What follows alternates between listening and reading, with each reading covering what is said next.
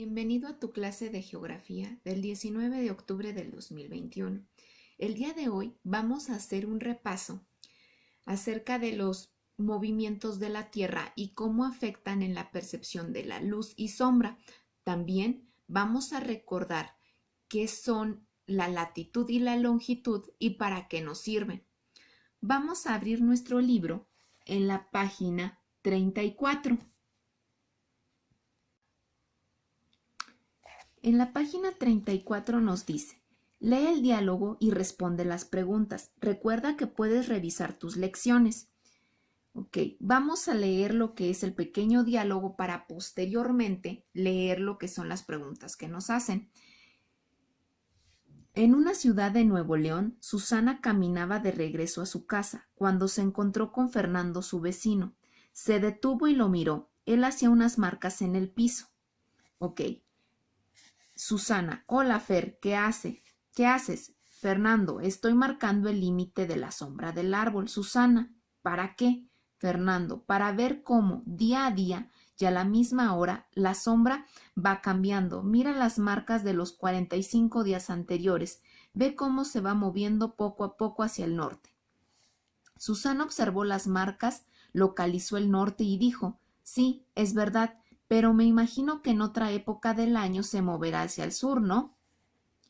Aquí abajito de nuestro libro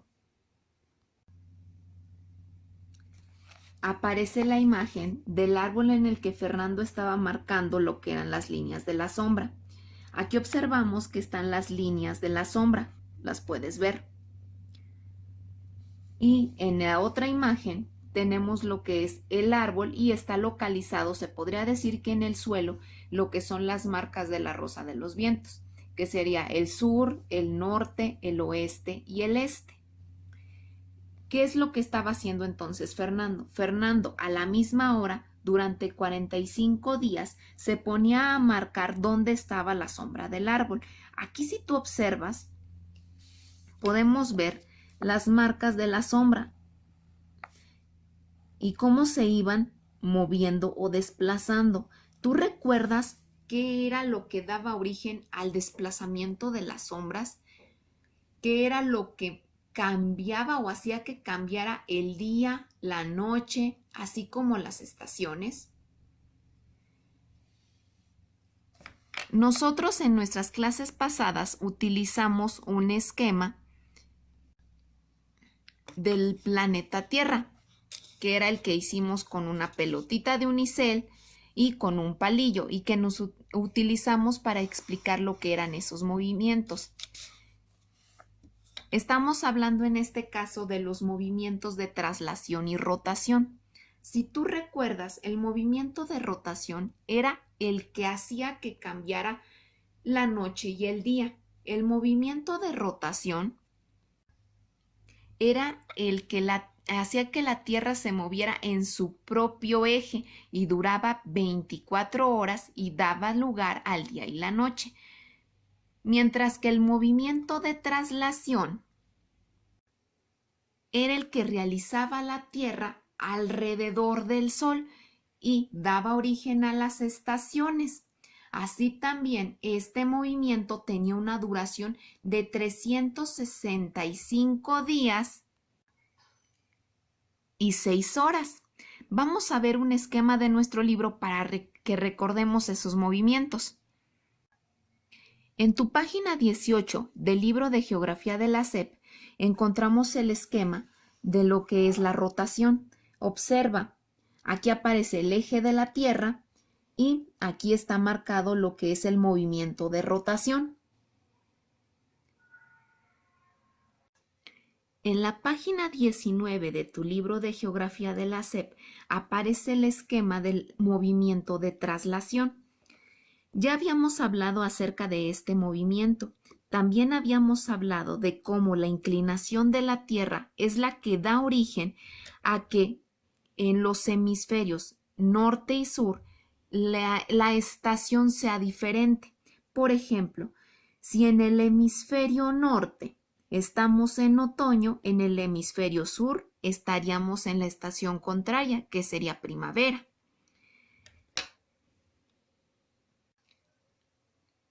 Después de este recordatorio, vamos a volver a nuestros ejercicios que estábamos realizando. ¿Qué movimientos de la Tierra influyen en el cambio de las marcas que hace Fernando? Nosotros acabamos de recordar que el movimiento de rotación y el movimiento de la traslación intervienen en lo que es el movimiento de la sombra, ya sea porque produce lo que es el día y la noche, el movimiento de rotación, y la traslación hace que se den las estaciones. Entonces, la respuesta aquí sería los movimientos de rotación y traslación. La siguiente pregunta nos dice, ¿en qué hemisferio se localiza Nuevo León?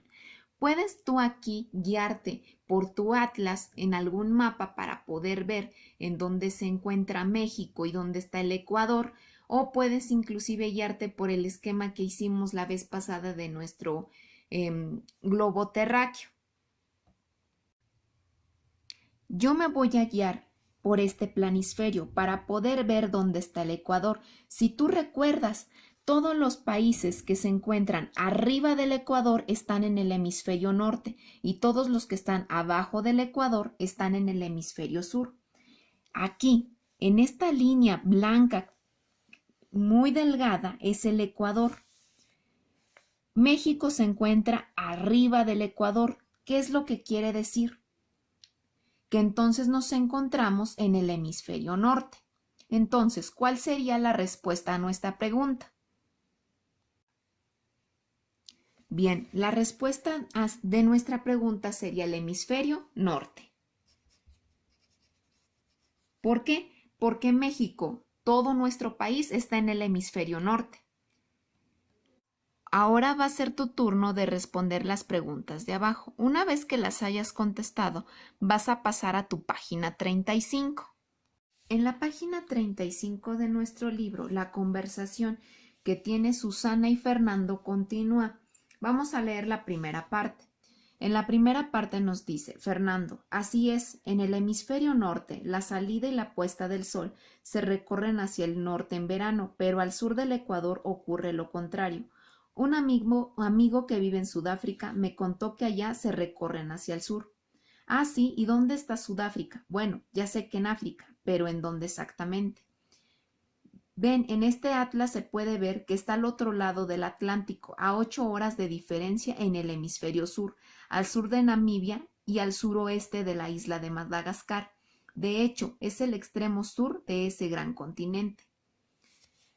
Susana comenta, oye, Sudáfrica está en la misma latitud que Uruguay en Sudamérica, muy cerca del trópico de Capricornio. ¿Crees que África es un continente muy grande?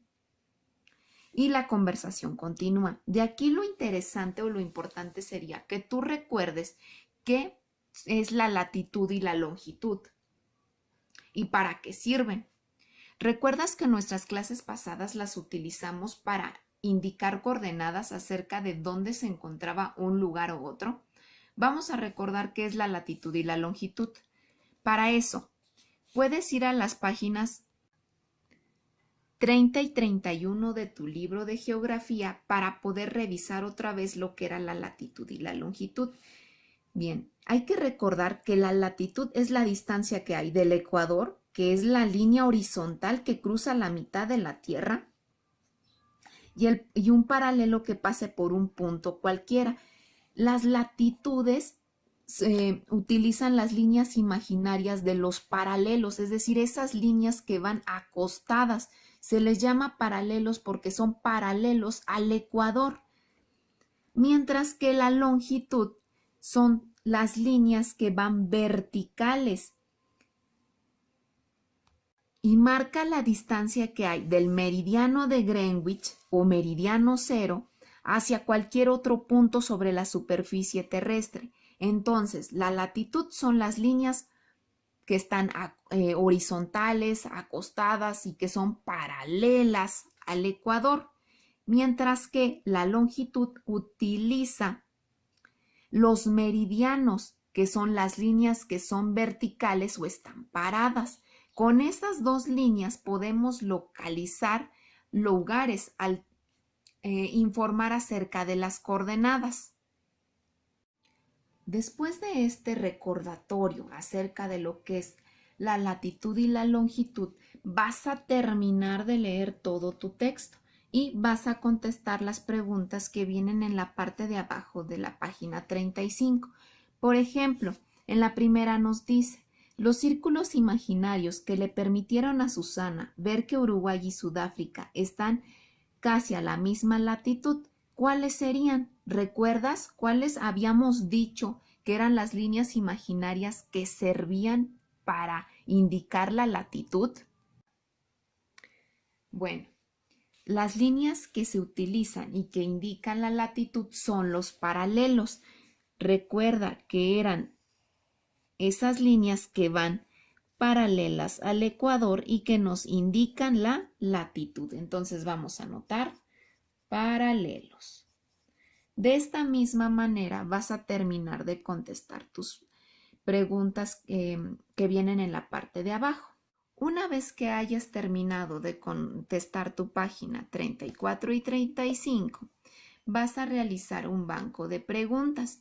Este banco de preguntas va a ser de la página 11 hasta la página 32.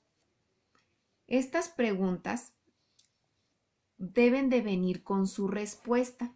De preferencia, haz las preguntas de los temas que a ti se te hayan hecho más difícil, lo que te ayudará para repasar y para consolidar aquello en lo que todavía tienes dudas. Este banco de preguntas debe de ser de 10 preguntas diferentes. Estas preguntas deben de traer su respuesta. Entonces, ¿qué vas a subir a tu plataforma?